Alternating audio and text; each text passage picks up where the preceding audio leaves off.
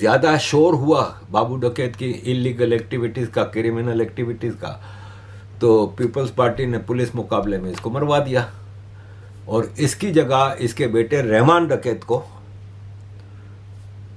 लियारी सौंप दिया criminal activities के लिए। Pakistan has filed a defamation case against the makers of Dhurandhar in the International Court of Justice, claiming that the movie portrays Pakistan as wealthy so that the UN may deny it loans. पहले mayor जो थे वो या तो हिंदू होते थे या पारसी होते थे। मैं जमशेद टाउन में जो मेयर था तो जमशेद टाउन भी जमशेद भाई के नाम पे बना था जो पारसी थे और कराची के मेयर रहे थे अंग्रेज़ों के दौर में। भाईजान, मैंने वो धुरंधर मूवी देखी है और मैं कहना चाहूंगा कि उसमें जो जो कुछ दिखाया गया है एक एक चीज झूठ है, सब कुछ झूठ है। उसमें आपने रणबीर सिंह जो मोटरसाइकिल चलाता है, ऐसी मोटरसाइकिल होती नहीं है, पाकिस्तान में तो नहीं होती है जनाब। ना करें, हमारा मुल्क स्प्लेंडर को सुपर बाइक मानने वाला मुल्क। बाद में जाहिर है फिर वहाँ पे ऐसा इस्लामाइजेशन हुआ और इंडिया से जो मुसलमान आए जो कि इस्लाम के चैंपियन बनते थे और उन्होंने एक उनको जो लाड़े लप्पे दिए गए थे उस पे तो इधर से हिंदुओं का, पारसियों का, सबका सफाया हो गया। और ये फिल्म पाकिस्तान के खिलाफ बनाई गई है, आईएसआई को बदनाम करने के लिए, नीचा दिखाने के लिए ये फिल्म इंडिया ने बनाई है। तो लियारी का जो मेन लियारी इलाका है वहां से हमेशा पीपल्स पार्टी जीतती है। इवन ये जो खंजीर है ना, बिलावल भुट्टो, ये भी यहाँ से जीता है। तो लेकिन डेवलप कभी नहीं किया। सबसे लीस्ट डेवलप्ड इलाका कराची का है, लियारी का है, क्योंकि पीपल्स पार्टी की शुरू से पॉलिसी रही है जागीरदारों वाली पॉलिसी कि अपने वोटर्स को इतना डेवलप करो ही नहीं कि कल को आपके सामने खड़ा हो जाए। नमस्कार दोस्तों, जब से धुरंधर मूवी आई है इस पे काफ़ी क्रिटिसाइज हो रहा है और पाकिस्तान में तो हो रहा है, कुछ लोग भारत में भी कर रहे हैं और सबका कहना है कि भाई ये झूठी कहानी है, लेकिन ऐसा नहीं है। ये कहानी बिल्कुल सही है और बहुत ही सच के करीब है। और इस वीडियो में हम यही देखेंगे कि लियारी जो पूरा ये इलाका था, इसकी कहानी क्या थी और जो जो कैरेक्टर्स में दिखाए गए, रहमान डकैत और वो पुलिस वाले का, और वो सारे क्या थे एक्चुअली, क्या वो वैसे ही थे जैसे एक फिल्म में दिखाए गए हैं। तो यही सारी चीज़ें इस वीडियो में हम देखेंगे। तो इस वीडियो को आप अंदर ज़रूर देखिएगा और आपको समझ में आ जाएगा कि इस तरह के लोग वाकई थे और किस तरह से उनकी पूरी असली लाइफ क्या थी, किस तरह से वो जिए और कैसे वो मरे। अब इस वीडियो में जो मैंने क्लिप ली है आरिफ जगारिया साहब के चैनल से ली है, इसका क्रेडिट उनको जाता है। वो जमशेद टाउन के मेयर रह चुके हैं और इसी इलाके में वो पैदा हुए थे, इसी इलाके में उन्होंने अपनी ज़िंदगी का एक बहुत ही बड़ा हिस्सा काटा है।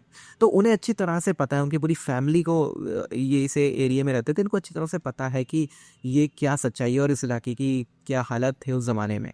तो इसमें कोई शक नहीं है कि सच क्या है और झूठ क्या है। तो वीडियो को देखकर आपको बिल्कुल क्लियर समझ में आ जाएगा। वीडियो थोड़ा लंबा, इसलिए मैं इस वीडियो को 2 पार्ट में बनाऊंगा। ये फर्स्ट पार्ट है और थोड़ी देर में दूसरा पार्ट भी अपलोड होगा। तो वीडियो को अंत तक देखिएगा। आपको क्या आप सोचते हैं इसके बारे में ज़रूर अपने कमेंट में लिखिएगा। वीडियो अच्छा लगे तो लाइक करें, शेयर करें, चैनल को सब्सक्राइब करना ना भूलें और बेल का आइकन प्रेस कर दें लेटेस्ट नोटिफिकेशन के लिए। आइए आगे बढ़ते हैं इस वीडियो में। लियारी पुराना कराची है, कराची का पुराना इलाका है ना, जो अंग्रेज़ों के ज़माने में कराची छोटा सा होता था, वो तो 47 की माइग्रेशन के बाद कराची बढ़ता गया और आगे। तो लियारी पुराना इलाका है जहाँ पे सारे हिंदू सिंधी रहते थे, पारसी रहते थे और आगा खानी थे, गढ़ था इन सब का। बाद में उसमें मेमन जब आए ना, मेमन एक्चुअली क्या है कि काफ़ी जो पैसे वाले मेमन थे ना, वो ऑलरेडी 47 से पहले कराची में आ गए थे। जैसे मेरे नाना का इंडिया में काफ़ी बड़ा कारोबार था गुजरात में बाटवा में रहते थे, लेकिन कारोबार पूरे इंडिया में वो सफ़र करते थे। तो भोपाल में इनका काफ़ी आना जाना होता था। तो जब 1940 में पाकिस्तान रेजोल्यूशन पेश किया गया था तो बिजनेसमैनों ने कराची की इम्पोर्टेंस देख ली थी। वैसे ही जब अंग्रेज़ों ने मुंबई पे बोझ कम करने के लिए, कराची एक मछेरों की बस्ती थी लेकिन एक नेचुरल पोर्ट की उसमें निशानियां थीं, तो अंग्रेज़ों ने उसको नेचुरल पोर्ट के तौर पे डेवलप किया और कराची में बिज़नेस डेवलप होने लगा, एक इंफ्रास्ट्रक्चर बनने लगा, ट्राम डाली गई, वहाँ पे डबल डेकर बसें चलती थीं, रोड्स अच्छे बने, म्यूनसिपल का पूरा सिस्टम बना। पहले मेयर जो थे वो या तो हिंदू होते थे या पारसी होते थे। मैं जमशेद टाउन में जो मेयर था तो जमशेद टाउन भी जमशेद भाई के नाम पे बना था, जो पारसी थे और कराची के मेयर रहे थे अंग्रेज़ों के दौर में। बाद में ज़ाहिर है फिर वहाँ पे ऐसा इस्लामाइजेशन हुआ और इंडिया से जो मुसलमान आए जो कि इस्लाम के चैम्पियन बनते थे, और उन्होंने एक उनको जो लाड़े लप्पे दिए गए थे उस पर, तो इधर से हिंदुओं का, पारसियों का सबका सफाया हो गया। तो लियारी में काफ़ी मेहमान आए थे। जैसे मेरे नाना ने, मेरे 2 मामू जो थे उनको 41 में या 42 में कराची भेज दिया था कि जाओ वहाँ पे बिज़नेस फैलाओ। तो उन्होंने ऑलरेडी वहाँ पे दुकान भी ले ली थी, और जब माइग्रेशन का टाइम आया तो उन्होंने घर भी ले लिया था। तो मेरी नानी और मेरी मौसियाँ और बाकी जो पूरा ख़ानदान था, जब वो मूव हुए 48 में, मेरी पैदाइश भी लियारी की है और हम बचपन में लियारी में ही रहते थे। 87 तक हम लियारी में रहे और इसके बाद मूव कर गए। अब इस फिल्म के जो कैरेक्टर्स हैं, जैसे रहमान डकैत है, तो जब मैं छोटा था तो हमारे इलाके में बाबू डकैत का नाम बहुत मशहूर था और वो पूरे इलाके में उसकी दहशत थी। तो बाबू डकैत के पास छुरा होता था। उस ज़माने में बंदूक इतनी नहीं होती थी और पूरे इलाके के छोटे छोटे गुंडे मवाली से बहुत डरते थे और बाबू डकैत की एक दहशत थी। था वो पीपल्स पार्टी का, क्योंकि लियारी है ना कराची का वो ओनली इलाका है जहाँ से पीपल्स पार्टी हमेशा जीतती आई है। जुल्फ़िकार अली भुट्टो ने भी यहाँ से इलेक्शन लड़े हैं और जीते हैं। बेनज़ीर भुट्टो भी, क्योंकि ये पक्की सीट थी इनकी। लियारी में बलोच ज़्यादा थे और ये बलोच कराची के मकरानी बलोच, ये मकरान से अंग्रेज़ों के ज़माने में जब यहाँ पे इंफ्रास्ट्रक्चर डाला जा रहा था तो इनको मेहनत मजदूरी के लिए लाया गया था। और बाकी कुछ बलोच मच्छरों की ये बस्ती थी, तो पुराने यहाँ पे इस पुराने इलाके में रहते थे। तो लियारी का जो मेन लियारी इलाका है वहाँ से हमेशा पीपल्स पार्टी जीतती है। इवन ये जो खंजीर है ना, बिलावल भुट्टो, ये भी यहाँ से जीता है।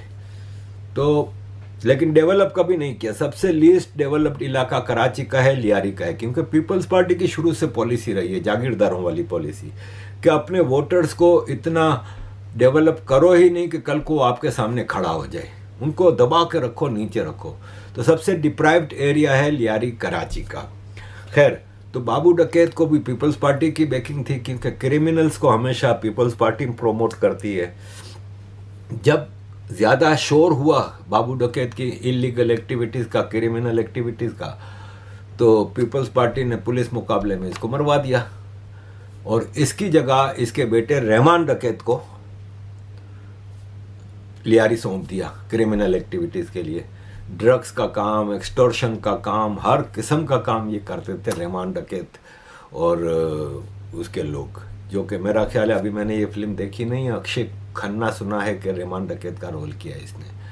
तो रहमान डकैत की भी एक दहशत थी। फिर आया कराची में एक और बड़ा गुंडा, MQM। गुंडा इसलिए कि MQM ने बाय फोर्स पूरे कराची पे कंट्रोल हासिल किया और MQM की ऐसी दहशत थी कि डरते थे सब।